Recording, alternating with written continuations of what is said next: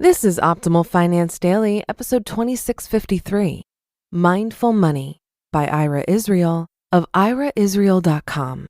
And I'm your host and personal finance enthusiast, Diana Merriam. We're going to get right to today's post as we optimize your life. Mindful Money by Ira Israel of iraisrael.com. Quote, "A man is a success if he wakes up in the morning and gets to bed at night, and in between he does what he wants to do." Bob Dylan.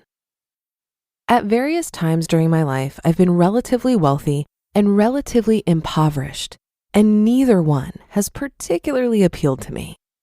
But the psychology of money, how our minds relate to all those bank statements and credit card bills, dollar signs and numbers, has always fascinated me.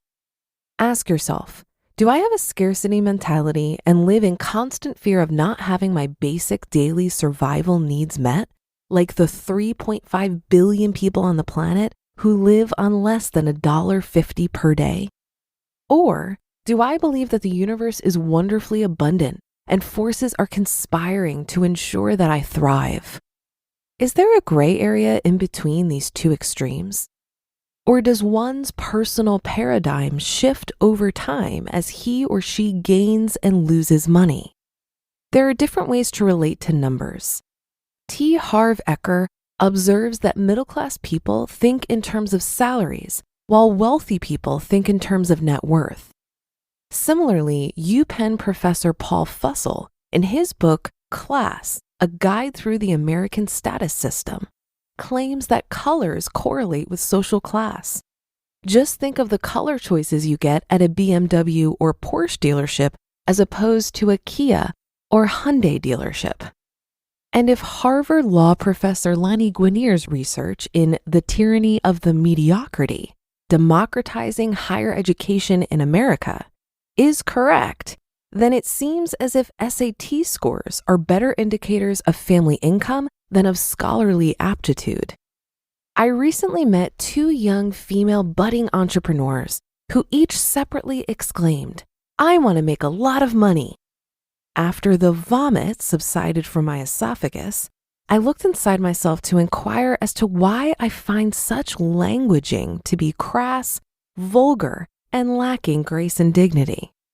Already, I can envision comments asking, "What's wrong with making money?" To which I would reply, nothing, as long as your personal identity isn't merely an amalgamation of material possessions and numbers. I desire more freedom, ease, opportunities, and options, would be the way I would express a similar sentiment. One of the two aforementioned women happens to be 30 grand in credit card debt at an average annual rate of 12%. I asked her how much she earned from her day job, and she told me that she took home about $900 per week after taxes.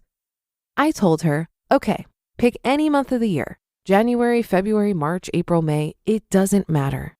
And know that every day during that month, you will drive to work and sit at your desk, and 100% of your earnings will go to the banks that loaned you that $30,000. 1 month of your life every year until you pay it off. Because $3,600 of yearly interest payments equals exactly 4 weeks that you work for zero income. This is the way I think about money. I think of it in terms of freedom, free time, time to pursue things that inspire me. The second of the two women is friends with several billionaires who apparently use their net worths as measures of success in comparison to their fellow 1%ers, like little boys having contests to see who can pace farther. The mind is analogous to a hedonic treadmill. So when whatever object of desire is acquired, it will soon be replaced by a new one. If a billionaire looks out across one of her majestic properties, past the electronic fence disguised as a weathered brick wall, past the surveillance cameras hidden in trees, and past the armed sentry's house, and notices 5 Olympic-sized pools on her neighbor's estate, her mind will probably say something like, "I can't believe Joan has 5 Olympic-sized pools and I only have 4. Something must be done about this right away." But as soon as this billionaire acquires a 5th pool, then her mind will spy another useless indicator of wealth that she feels she needs to acquire. For money and status are a never-ending game. Enough is never enough to our minds. By the way, I think someone might have once mentioned that it's not great to covet thy neighbor. Do you consider your bank account to be an accurate indicator of your success in comparison to your fellow humans on planet Earth? Well then, bravo, well done, because there are at least 3.5 billion people who survive barely on less than what you paid for your cup of coffee or tea this morning. Or do you subconsciously believe that financial worth displays how much or little your God loves you? This would be an inversion of Weber's theory regarding the Protestant work ethic. Previously, people believed that if they worked hard, God would reward them. Then this morphed into the trend of conspicuous consumption, with status symbols such as designer labels overtly screaming, "Look at me! My owner must be rich to be able to afford me, so God must love her." I think that men are even worse than women at constantly measuring their social statuses. Two men meet for the first time and 3 questions are usually asked. What's your name? Where are you from? What do you do to earn a living? Watch your mind construct 2 distinct images when you hear 1. My name is William. I live in Cupertino, and I'm a patent attorney mostly involved with trademark litigation. Versus 2. Ronnie, Idaho. I drive a truck. Names, cities, and job descriptions all correlate strongly with social class. Scientific studies on happiness prove that once our basic survival needs are met, happiness increases only marginally with higher net worth. So it's interesting that our minds seem to expend so much energy continually tracking our financial well-being. I try to live by the adage, any problem that can be solved by money isn't a real problem. And yet there are financial issues, like the $304 parking ticket I recently received, because such draconian punishment actually functions as a regressive tax, that are so emotionally charged that I will lose sleep for days over them. So how does your mind think and talk about money? You just listened to the post titled Mindful Money by Ira Israel of IraIsrael.com, and I'll be right back with my commentary. It's no secret that something always comes up when you're running a small business.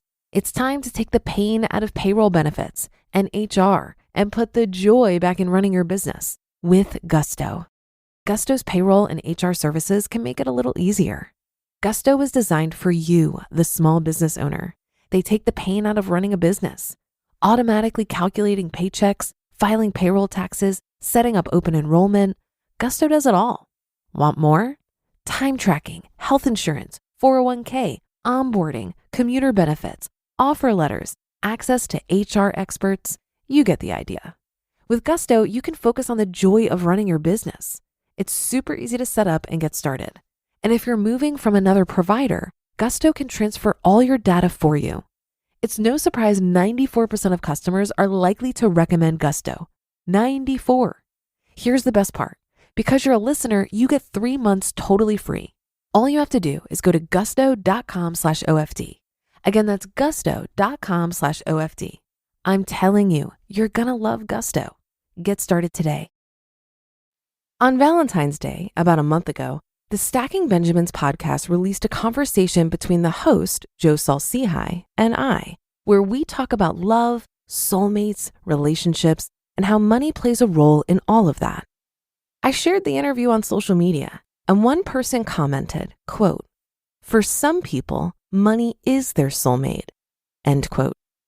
To which I responded, quote, "And they may not recognize how tragically sad that is. Money is a dispassionate, impersonal tool. At our core, I think all of us desire deep, soul-rocking relationships, but we settle for money when we're confused," end quote. I think this is why Jim Carrey said, quote, "I think everybody should get rich and famous and do everything they ever dreamed of, so they can see that it's not the answer," end quote. We have the assumption that having a bunch of money and success will make us feel better.